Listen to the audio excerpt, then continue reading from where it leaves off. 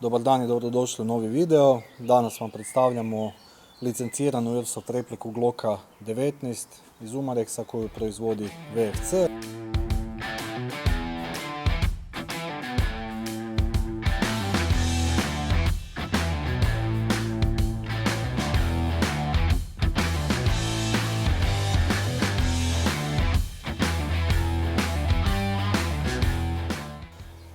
Replika ima sve funkcije kao i pravi pištolj, pravo vatreno oružje.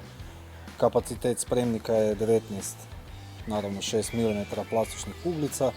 S jednim punim spremnikom plina možete ispaliti, ovisno o vanjskoj temperaturi i uvjetima, od 1 do 2 puna spremnika.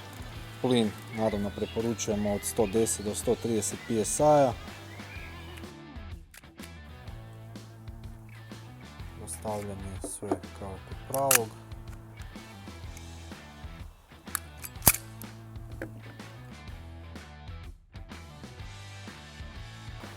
Hop-up se isto s vanjske strane podešava kao na 5. generaciji, preko imbusa.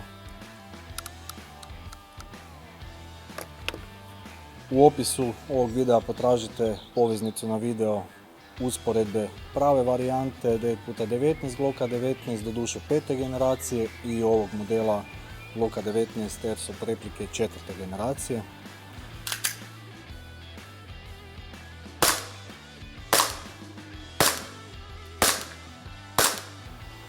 Imamo 1, 2, 3, 4, 5. 5 metara.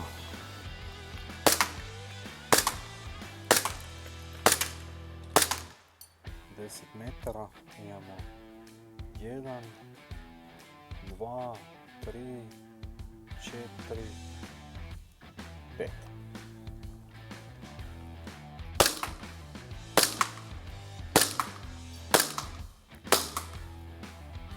Metara. Imamo 1, 2, 3, 4 i 5. Hvala vam na gledanju. Obavezno nas pratite, pretplatite se na naš kanal. Nadam se da vam je bilo zanimljivo i informativno. Sve detalje artikala, ponude potražite u opisu videa i vidimo se u sljedećem videu.